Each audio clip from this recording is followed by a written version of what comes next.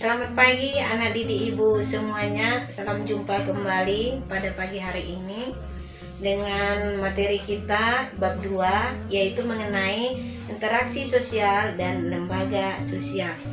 Oke, baik anak didik ibu semuanya, kita masuk materi yang pertama dari bab 2 ini, yaitu interaksi sosial. Nah, tujuan pembelajaran setelah anak didik ibu mempelajari materi ini, maka anak didik ibu dapat menjelaskan. Yang pertama, menjelaskan pengertian interaksi sosial. Yang kedua, menjelaskan syarat-syarat terjadinya interaksi sosial. Yang ketiga, menjelaskan tujuan manusia melakukan interaksi sosial. Yang keempat, aturan-aturan yang mengatur terjadinya interaksi sosial. Dan yang kelima, menjelaskan faktor-faktor yang mendasari terjadinya interaksi sosial. Oke, baiklah, kita masuk dengan pengertian interaksi sosial. Apa itu interaksi sosial? Nah, interaksi sosial adalah hubungan timbal balik antara individu dengan individu, individu dengan kelompok, dan kelompok dengan kelompok lainnya untuk mencapai tujuan yang diinginkan. Atau interaksi sosial itu dapat diartikan juga sebagai tindakan atau aksi yang dibalas dengan reaksi. Jadi, interaksi tidak dapat dilakukan secara sendiri, harus ada orang lain atau kelompok lain sebagai teman atau mitra untuk berinteraksi. Contoh, berbincang-bincang, kemudian bersalaman. Nah, bisa juga kalau kita melakukan jual beli. Jadi, tindakan aksi yang dilakukan oleh seseorang atau sekelompok orang dapat berupa tindakan positif maupun tindakan negatif. Nah, bagaimana ini interaksi positif? Nah, kalau dikatakan interaksi positif, berarti interaksi ini dilakukan dalam bentuk tindakan sosial yang bersifat positif atau yang baik-baik saja. Tapi kalau tindakan sosial yang bersifat negatif, nah ini adalah interaksi yang dilakukan dapat merugikan orang lain. Misalnya mencuri, merampok, dan lain-lain. Nah, sifatnya negatif. Nah, menurut sifatnya, tindakan yang dilakukan oleh manusia, baik secara individu maupun kelompok, dapat bersifat rasional, dapat juga bersifat irrasional. Apa itu tindakan rasional? Yaitu tindakan yang dilakukan, tindakan itu dapat diterima oleh akal sehat, ya.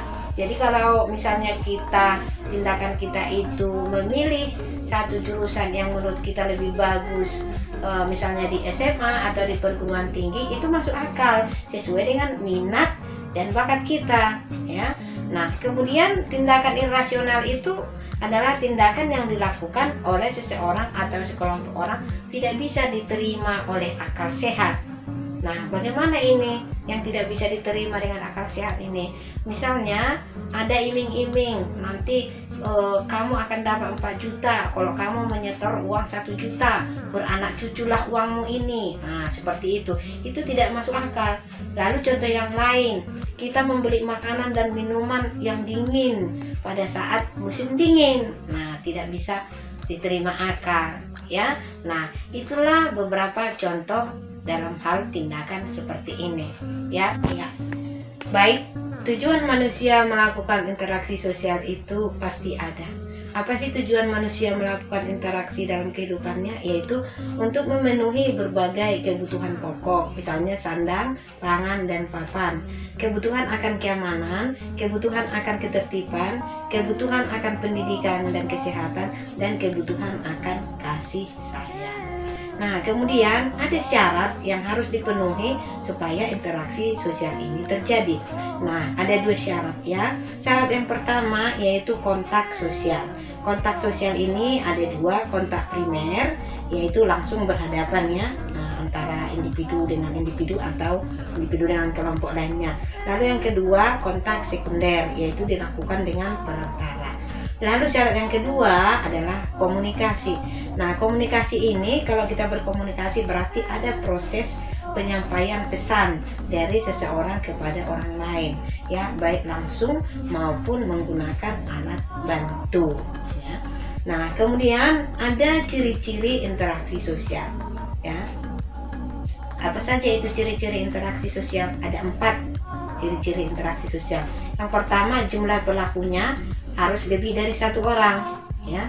Lalu yang kedua, berlangsungnya harus timbal balik, ya. Kalau satu menyampaikan, yang satunya lagi menanggapi, ya. Lalu yang ketiga, adanya komunikasi antar pelaku dengan menggunakan simbol-simbol yang disepakati. Lalu yang keempat, yaitu adanya suatu tujuan tertentu. Jadi kita melakukan interaksi ada tujuan tertentu, ya. Oke, interaksi. Apa saja itu aturan? Yang pertama adalah ruang tempat di mana terjadinya interaksi sosial tersebut, ya, di rumah, di sekolah, dan di lingkungan masyarakat. Lalu yang kedua, waktu, yaitu aturan tentang kapan interaksi sosial tersebut terjadi. Apakah interaksinya terjadi dulu, udah lama, atau pada saat sekarang, ya. Lalu yang ketiga, aturan yang ketiga, gerak dan sikap tubuh. Dalam berinteraksi, ya, bukan hanya dengan ngomongan saja, tapi juga dapat dilakukan dengan cara gerakan tubuh atau sikap tubuh, yaitu dengan cara menggeleng, mengangguk, ya. Nah, banyak lagi dengan mengacungkan tangan atau jempol, ya. Nah, itu merupakan aturan yang mengatur perilaku dalam berinteraksi. Lalu ada faktor yang mendasari berlangsungnya interaksi sosial tersebut, ya. 4 faktor, ya, ada 4. Yang pertama, imitasi. Nah, apa itu imitasi? Proses seseorang mencontoh orang lain atau kelompok lain. Misalnya seorang anak sedang main masak-masakan karena dia sering melihat ibunya sedang memasak. Lalu faktor yang kedua adalah sugesti, ya, merupakan pengaruh yang dapat menggerakkan hati orang lain, ya. Misalnya seorang dokter kepada pasiennya, sering sekali nanti si pasien merasa kesehatannya menjadi pulih setelah mendapat pengaruh dari dokter tersebut. Lalu yang ketiga adalah identifikasi. Nah, identifikasi ini adalah keinginan dalam diri seseorang menjadi sama dengan orang lain, ya. Kadang kita sering mau atau pingin seperti orang itu, ya kan. Misalnya jadi seorang artis, kita buat misalnya gaya kita menjadi seorang artis, ya. Semua ditiru, gaya rambutnya, cara berpakaiannya, ya, itu identifikasi. Lalu yang berikutnya, yang keempat adalah simpati. Nah, apa ini simpati? Yaitu kemampuan untuk merasakan seolah-olah dalam keadaan orang lain. Misalnya merasakan apa yang dialami oleh orang lain, sehingga kita mau membantunya, ya, itu namanya simpati. Nanti yang akhirnya dari simpati ini semakin mendalam, akhirnya menjurus ke empati, ya. Empati misalnya langsung menyumbang, ya, menyumbang orang yang sedang kesusahan.